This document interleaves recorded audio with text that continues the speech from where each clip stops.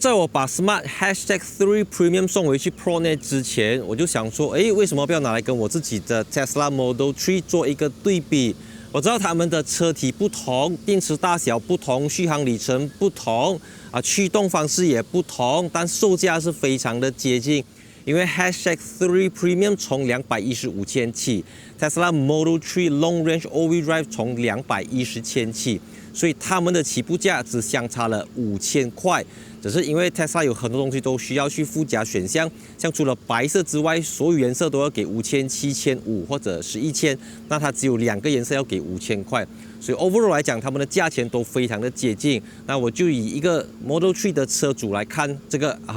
Smart #3。#3 跟 Model 3都是基于纯电动平台打造，它是66 kWh， 续航里程455公里，它是79 kWh， 续航里程629公里。所以很明显的，就电池大小跟续航里程，它们2台车子都是有很大的不同。但重点就是这个 #3 是支援22 kW 的 AC 交流电或者叫慢充，那 Model 3只支援11 kW 的这个 AC 充电。但快充的话，它是150 kW 的 DC， 它是250 kW 的 DC。但是因为它的电池比较小，所以实际上从10 to 80%， 它们都在半个小时以内左右。所以其实快充只要你过了150，坦白讲啦，150、180、220、250，其实差别是不大的。因为真正影响你平时用的就是慢充，所以22 kW 的 AC 我相信是很多人会选择买 Smart #1 或者#3 Premium 的一个原因，因为这些22 kW AC 很难，你很难在后期去添加、后期去改装的东西，因为车子来是这样子就是这样子啊，所以我觉得虽然续航里程比较少，但是因为它可以用3个小时就能够 AC 充到80%， 我觉得这个东西是完胜，是赢完其他的对手了的啦。那虽然感觉上 Model 3跟 #3 都是一个4门房车，但其实它们的 body type 是完全不同。它虽然看起来像是一个房车，不过它跟 #1 一样是一个 SUV， 不过是 SUV Coupe， 就很像 BMW X3 和 BMW X4， 而 Mercedes GLC 跟 GLC Coupe 这样子，它还是一个 SUV， 车身离地间隙是160个 mm。那 Model 3就是一个不折不扣的 4-door sedan， 离地间隙是138个 mm。138个 mm，160个 mm， 很明显要买 SUV 的人，他可能不要买sedan，要买sedan的人，他也不会去选择 SUV。那我们从它的尾门就能够知道你看这个 #3 呢，的尾门是整片掀开来的。那所谓的4门房车，就是它只是这个后车尾门打开，后挡风玻璃是没有跟着一起起来的，所以就放东西来讲，置物空间它是比较大、比较深，然后它是比较方便。然后这个怎么讲，轴距不同啦，因为它是2875 mm， 它是2785 mm， 它明显长很多，车身也长了差不多30个 cm 以上。所以再次强调，今天这集并不是一个完全的对比，只是给大家分享看相同价位你可以有怎样的一个选择，提供给你多一种参考，多一种思考的方向。那 SUV 跟 sedan 的差别就是你在上车的时候是比较不需要这么费力。然后因为车身比较高嘛，所以你的整个头部空间等等是比较宽敞的。然后它后面一样有冷气出风口跟充电接口，不过 Tesla 的这个地方就有一个电子萤幕可以去显示别的东西，不过只有 Model 3有。如果你买 SUV 的 Model Y， 后面也是这样子，没有给你一片萤幕，所以整体上坐在后面，我觉得车子比较高，车顶比较高，是这个 #3 比较多的一个卖点。我们来看 Tesla Model 3的后排空间，如您所见，你看到吗？因为这个车顶很低变成我要上车的时候刚才 #3 是不需要这样子的，我需要这样子再弯一点，再弯一点你可能矮的人没有影响啦。OK， 很明显的，它的头部空间我的这个头顶这边是非常非常的窄，差不多半个拳头这样子。如果我再斜一点就这样子啦。刚才那个是整个是海闊天空，而且你注意看它的这个全景式玻璃车顶它有一个横梁，一根非常粗、非常大片的 pillar， 那 #3 是没有的，所以就整个抬头来讲，肯定整个你会觉得整个车子更加的宽敞但毕竟它的轴距是短了很多，车子也短了很多，所以你放脚的话，这个地方是 Model 3会比较长，所以两台车子真的是完全不同的 body type 啦。一个就是针对你想要买一个电动车，你又想要买一个 SUV， 它是一个 E-SUV， 那它就是一个 sedan， 车子会比较低，你在过路棒的时候真的要比较小心，放得比较慢。它也是要放得很慢，不过不用到这么慢啦。然后再来你看到的白色座椅需要另外给多5000块。那 #3 就是给你黑色的座椅，比较好保养啦。不过你不要白色，你就用回黑色咯，少给一个5000块 ，right？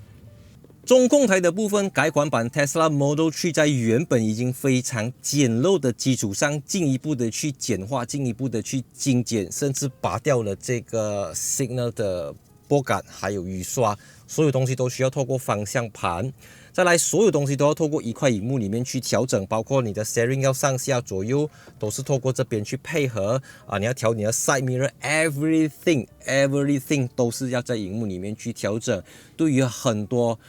没有时间去学习、懒惰重新开始的人来讲，这套系统确实会让很多人打退堂鼓，因为它看不到，而且你驾车的时候人会稍微比较分心，因为你要看荧幕嘛，你所有的行车资讯、时速东西都在这边，没有仪表板，也没有抬头显示仪，然后它的这个 blind monitoring system 盲点侦测系统也放在这边，有好像没有这样子啦，完全的看不到。但它的优点就是它能够 over the air 去升级，而且它也支援Full Self-Driving 全自动驾驶 ，OK， 不过马来西亚的法律不支持，很多国家都不支持，所以这个东西也是有，好像没有这样子啦。它有它的价值在，不过就好像我第一次用 iPhone， 我第一次买 MacBook 的时候，真的是全部东西都要 start from scratch， 从零开始。那我们就去看看 #3 给你怎样子的一种体验。我这些年试驾了非常多不同品牌、不同体系、不同集团的电动车。坦白说，这个 Smart #1 跟#3 的娱乐作业系统是最接近 Tesla、最像 Tesla 的，因为他们很多东西都需要透过荧幕里面去调整，包括 Door Mirror 你透过这边去调整，还有比如说 Passenger Seat， 你也可以透过荧幕去调整，看到吗？Tesla 就没有这个东西。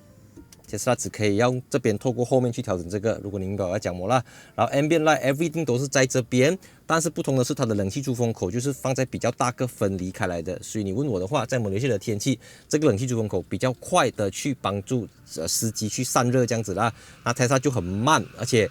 如果当这个风量大的时候Tesla 很潮因为你这样子跟人家一定是这样会比较快过这样你这样。你又大声，它又吵，你懂意思吗？但它好的就是因为它有给你一个9.2寸的电子仪表板，还有 Head Display 抬头显示仪，所以你开车的时候你就是只需要手抓方向盘，眼睛看前面，而且它也有 proper 的 blind spot monitoring， 这个是我喜欢 Smart #3 的地方。而且这个 Smart #3 它比#1 更加的像 Mercedes-Benz 的设计风格，因为它就是名正言顺的 Style by Mercedes-Benz， 它是 Mercedes-Benz 跟吉利50-50 Joint Venture 合资公司中德混血。然后再来一个，它比 Tesla Model 3厉害的地方就是不可以讲厉害了，总之就是它更加的全面，因为你可以去调整3个 level 的 region， 有 low、medium 跟 high， 还有 S pedal 所谓的 single pedal。单踏板模式，那 Tesla 的话就给你 Chill Mode 跟 Normal Mode 驾驶模式，然后方向盘给你3个驾驶模式。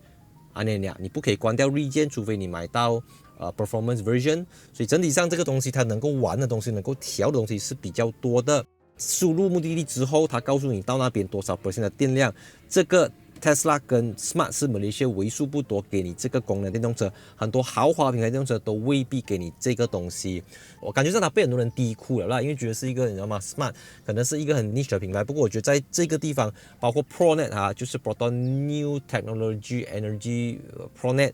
他们去投入的资金跟时间去研发整个东西，然后配合马来西亚的 CPO Charging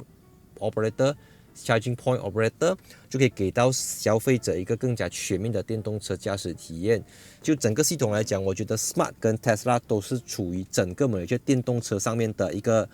我可以算是前3名了啦。因为很多豪华品牌都未必能够整合到这样子，至少在这个地方 ，Pronet 是下足功夫、下足重本。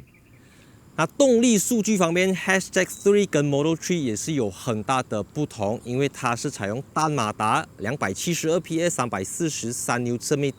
0到100 5.8秒。那 Model 3 Long Range 呢，就是双马达 All-Wheel Drive 498 PS 493 Nm， 0到100 4.4秒。然后它的极速是180 km/h， 它的极速是201 km/h， 所以两台车子无论从电池大小、马达的数量到续航里程，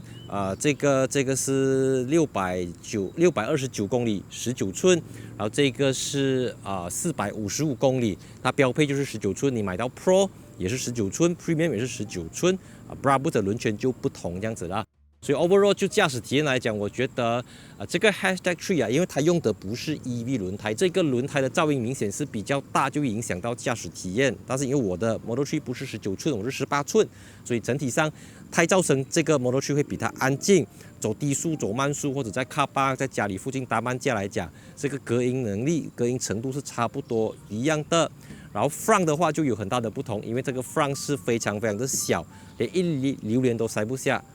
打包的榴莲可以啦，那这个就可以放非常多颗榴莲。就驾驶体验，欢迎你去看我之前做的非常多支的 Model 3的试驾影片，或者你也可以观看这个 #3的试驾影片，可以去看一下它的不同驾驶模式的声音是怎样子啦。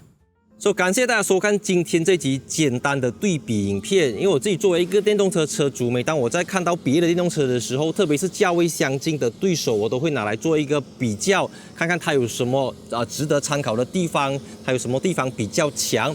那撇开我刚才讲的东西，我觉得这两台车子都有一个共同点，就是它们都比市面上的其他电动车品牌更加的讲究 apps。像 Tesla 有自己的 app， 它有 Halo Smart App， 然后它能够整合 Malaysia 6家 Charging Point Operator CPO， 就是说它跟 Tesla 一样都可以 Plug and Charge， 你不需要 download 一大堆的 app， 但是它的这个Plug and Charge 就只限于 Tesla 自己的充电桩，你去到外面的什么 Gentari 啦，你还要自己重新再拎过啦，但是它就不需要。因为对我来讲呢，这个车子它的价值就是在于它既有 Mercedes-Benz 的设计 Style by Mercedes-Benz， 有很浓烈的德国血统，它同时也有吉利的这个 SEA 平台用在 Volvo 相同的平台，所以它的硬体是中国的电动车，但是它的软体、它的设计是走的是 Mercedes-Benz 的风格，就是一个中德混血的产物。Tesla 就是一个 Apple， 一个 iOS， 你进去它的 system 你就很难出来，你就要去学习它的东西，使用它的东西，也提供给大家两种不同的参考。所以我的这个结论就是，我觉得这两台车子其实他们target audience， 他们的针对客户群是不同的两种客户群这样子啦。所以还有什么，我们欢迎在留言区讨论，我们一起来集思广益，一起来抛砖引玉。我是戴主义，我们下一集影片见。